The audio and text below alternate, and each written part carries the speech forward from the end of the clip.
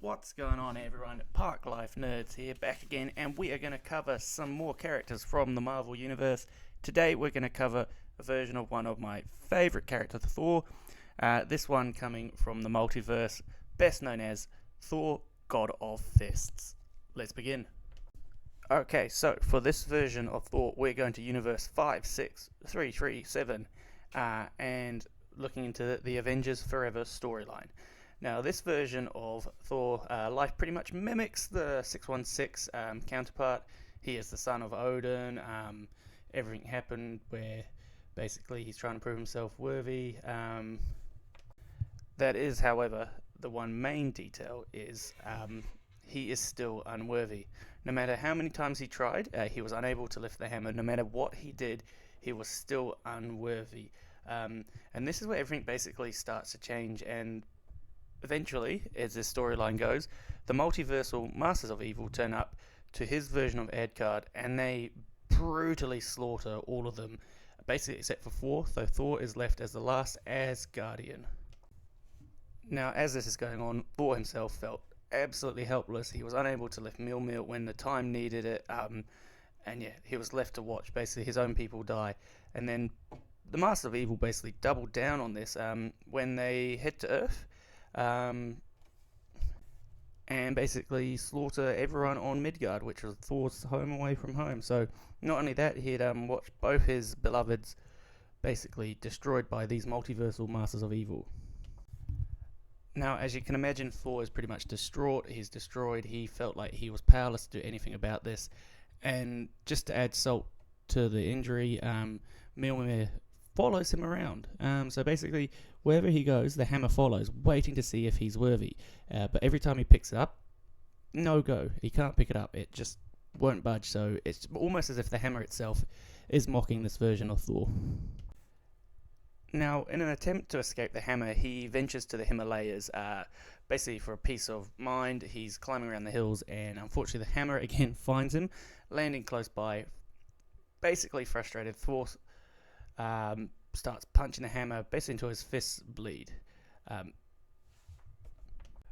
Now, while this is happening, he is interrupted by Lee Kun, who is the Iron Fist mythology. Lee Kun makes fun of Thor and basically tells him that he does know how to punch. He does not know how to punch. Sorry, as you can see, he's bloodying his hands all over this hammer. Lee Kun calls Thor the God of Thunder, which upsets Thor. He's like, "Don't call me that. I am no god. I can't even lift this bloody hammer." So he takes Thor to Kunmun. I probably butchered that one. Where unfortunately the Master of Evil had already been and destroyed everything. Well, not everything, as you can't basically burn down a dragon. So yeah, the dragon was still there.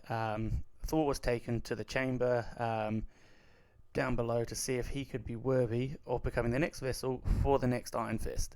Maybe he can't be the God of Thunder. Maybe he can be the Iron Fist. Whilst this is all happening, Thor is still being followed by the hammer. The hammer at one point bumps into Thor, and he turns around, taking another swing at the hammer. At this point, Lee Kun basically says to Thor, "Have you ever thought maybe your hands aren't for lifting, but they are for punching?" And that sets in mind the God of this storyline. For 60 days and 60 nights, Thor basically starts punching repetitively the hammer, growing the calluses all over his hands. And after 60 days, finally, Mjolnir starts to fight back. It's almost as if the hammer had become scared of Thor, realizing that he was gaining strength from this workout. They battle back and forth, obviously the hammer letting off discharge, hitting Thor. Now the hammer is pretty much ready to be defeated, ready to be claimed by Thor. He's become worthy by defeating it this way. But then all of a sudden, Thor decides he won't lift it. He declines it. He thinks there's another way to become a God of Thunder. And at this moment, Liu Kang then all of a sudden punches Thor and says, "Good, it's time to become the Iron Fist." Yeah, so they have a bit of a fight, takes him down to the Dragon Tomb, where he is greeted by, the decaying dragon skeleton. Lee Kun claims that is correct. Yeah, they did actually destroy the dragon, and this was the only way they could think of continuing the Iron Fist legacy, basically. So unofficially, officially, he is the Iron Fist, but he's not the Iron Fist. He is the God of Fists. He now has the power in his body to punch basically thunder through all his training, and it's now his turn to head out into the multiverse, where he bumps into the multiversal Avengers and joins the team for revenge against the Masters of Evil. He becomes a main part of this team. A really cool team if you want cool alternate versions of some of your favourite characters. Now, personally, the Thor, I really enjoyed this story. I love the swerve that he could have picked up the hammer but decided to stay away from it. You think he's going to become the Iron Fist, and then no, he's just been training just to punch thunder, but still, yeah, kind of goes back to the movie. Are you the god of hammers or are you the god of thunder? You know, so really cool.